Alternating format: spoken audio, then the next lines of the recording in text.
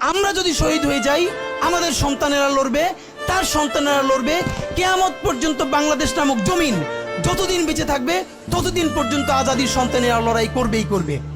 ওদেরকে স্কুলে, কলেজে, ইউনিভার্সিটি দিনের পরে দিন কাউন্সিলিং করা উচিত ছিল। আপনি কাউন্সিলিং করেন নাই, ওদের পুনর্বাসন করতে পারেন নাই, শহীদদের পরিবারের পুনর্বাসন করতে পারেন নাই। এখন এই ছেলে মেয়েগুলো দেখে যে এই রক্তের মধ্য দিয়া সে চিরতরে অন্ধ হইছে, পঙ্গু হইছে, এখন তারপর ন্যূনতম বিচারই শুরু হয় নাই, বিচার নাই, সংস্কার নাই। সে বরং দেখতে পাইতেছে সেই আগের পুরনো আওয়ামী লীগ জিকে বসতেছে, যাতে তার মনে হইতেছে সে যে এবার অন্ধ হয়ে বাইচে আছে সেটাও হয়তো বাইচে থাকতে পারবে না, এবার হয়তো তাকে হত্যা করে ফেলা হবে।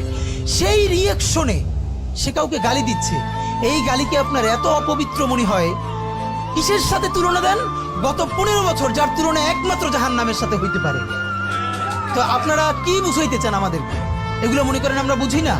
নাম ধরে বললে পলিটিক্যাল পার্টিগুলো বেশি প্রেসার ফিল করে।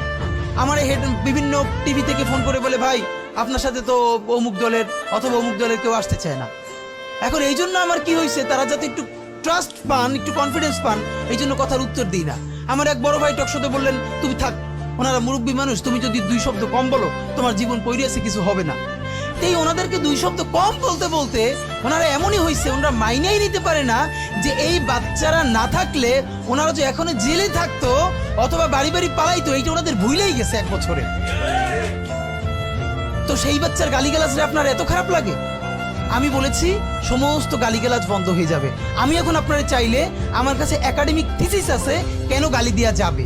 শুধু গালি দেওয়াই যাবে না, এই গালি কেন বৈধ এমনি তো বলা যাবে না, যে একাডেমিক থিসিস আছে। আমি আন্দাজে কথা বলি না, আমি একটা বিশ্ববিদ্যালয়ে পড়াইও।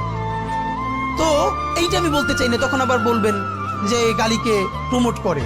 কিন্তু হ্যাঁ, আপনার চোখের সামনে শহীদ রিয়াগো এর বুলেটটা ভিতর থেকে ঢুকে এরপরে পিছনের ওয়ালে গিয়ে লেগেছে, সে ওয়াল 2 ইঞ্চি ছিদ্র হয়ে গেছে।